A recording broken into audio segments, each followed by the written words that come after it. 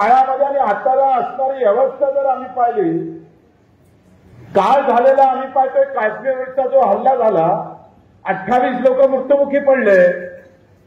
2 लोक आले आणि दोघांनी 28 लोकांना मारलं. त्यांना तर मला वाटते टोपी समोर आणून चितोळ्या करून टाकल्या पाहिजे. पण दुसरी जबाबदारी या देशातल्या चौकीदारांना स्वीकारलेली पाहिजे का?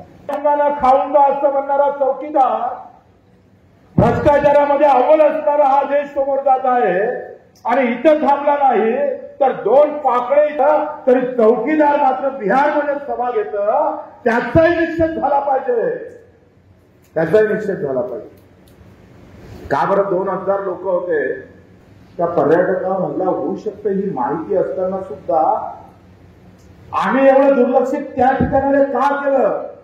मित्रांनो, सांगायचं तात्पर्य आपला हा विषय जरी नसला, कोणावर टीका टिप्पणीचा विषय जरी नसला, तर लक्षात ठेवा का राज्यामध्ये आणि देशामध्ये जात आणि धर्म हा नेहमी फडकत राहिला पाहिजे. याचे झेंडे तुमच्या आमच्या हातात आणि डोक्यात असले पाहिजे.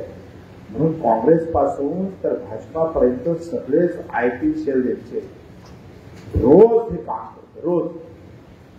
रोज सकाळी एक पोस्ट टाकला जातो ज्यामुळे तुमचे माथे, तुमच्या डोक्याचा विचार हक्काच्या लढाईच्या व्यतिरिक्त धर्मजातीच्या लढाईमध्ये लागला पाहिजे.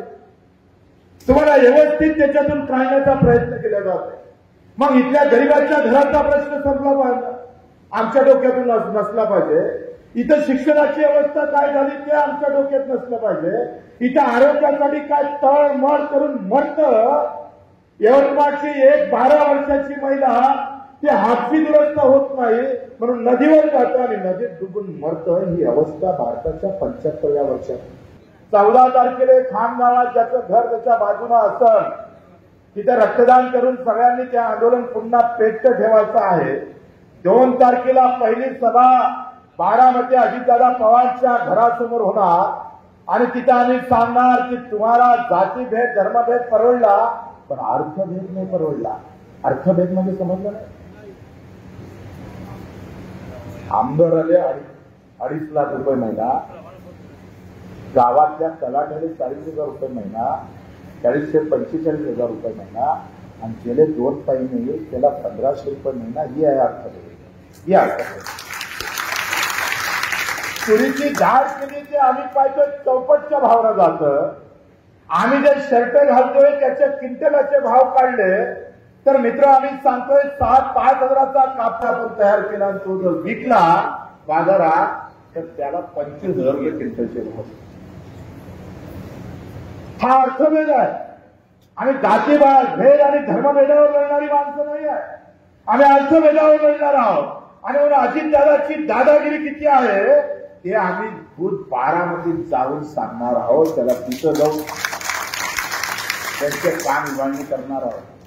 आणि 2 तारखेला सुरू होणारा हा प्रवास, ही रॅली 2-3 तारखेला पंकजाताई मुंडे, 4 तारखेला बाबासाहेब पाटील, 5 तारखेला राठोड आणि राठोडच्या घरासमोर अकोला, बुलढाणा, वाशिम, अमरावती, वर्धा या सगळ्या कार्यकर्त्यांना 5 तारखेला 9 वाजेपर्यंत यवतमाळला यायचं.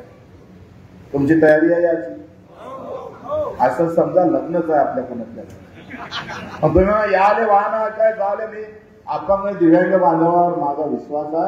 अगर आपने अगर ठान दिया तो हर किसी को हलना पड़ता है. वो हलाएंगे किसी कोई हालत में.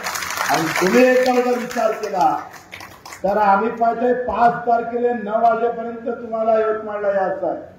तिथून आपण जायचंय नागपूरकडे रवाना होऊ. आणि मग मुख्यमंत्री आणि नितीनजी गडकरी कार्यसम्राट डांबराचे रोड कॉन्क्रीटीकरण करणारे आमचे मंत्री लोक आता म्हणते का डांबरीकरण बरं होतं पण कॉन्क्रीटीकरण परवडलं नाही.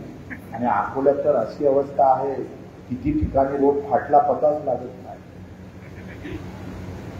आणि मग त्या सगळ्या मंत्र्यांना निवेदन देत आणि थोडं आंदोलनाचं रूप बदललं. आपण 1 लाख लोक जमा करणार होतो नागपूरला.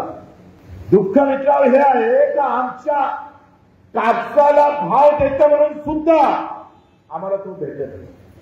कर्जमाफी 7/12 कोरा म्हणणारे देवेंद्र फडणवीस आता त्याच्या बाबतीत ते काय बोलायला तयार नाही आणि आम्ही त्याला सांगणार आहोत 6 जूनला का आता बोला नाहीतर मग आम्ही मारणार तुम्हाला टोला तुम्हाला गोष्ट दिल्याशिवाय आम्ही राहणार नाही। या देशातला कष्टकरी जे काही असेल कामगार असेल कटले वाहणारा असेल आमचा फेरीवाला असेल हा सगळा कष्ट करणारा माणूस अजूनही आम्ही पाहतोय उपचारापासून करत शिक्षणापासून अलिप्त राहतं घर त्याच्या नशिबी येत नाही। ही लढाई मित्र हो जाती धर्माची नाही म्हणून तिरंगा आमच्या डोक्यात आहे। तुमच्या आमच्या डोक्यातला स्वार्थ भावना बाहेर काढून टाका। मैं कहां बैठा हूं इससे बजाय मैं किसके लिए खड़ा हूं ये बहुत महत्वपूर्ण होता है। जिथं पाय मारत तिथं पाणी काढल्याशिवाय राहणार नाही नक्की तुम्हाला सांगतोय। आज आपल्या 19 मागण्या त्याचा शासन निर्णय निघाला नाही। काल परवा मी मुख्यमंत्र्याला मेसेज केला फोन केला त्यांनी सांगितलं म्हटलं तुम्ही 6 जून पर्यंत 21 मागण्याचा जीआर निघाला पाहिजे। 21 मागण्याचा जीआर निघाला नाही तर आंदोलन कुठल्याही शैली कुठल्याही पद्धतीनं भडकू शकतं। 6 जूनला जे आम्ही करतोय ते कर्जमाफी मजुराचे प्रश्न घेऊन आणि दिव्यांगाचे 6,000 रुपये महिन्यासाठी आपण लढतोय आणि त्यासाठी आपल्या सगळ्यांची उपस्थिती प्रार्थनीय आहे।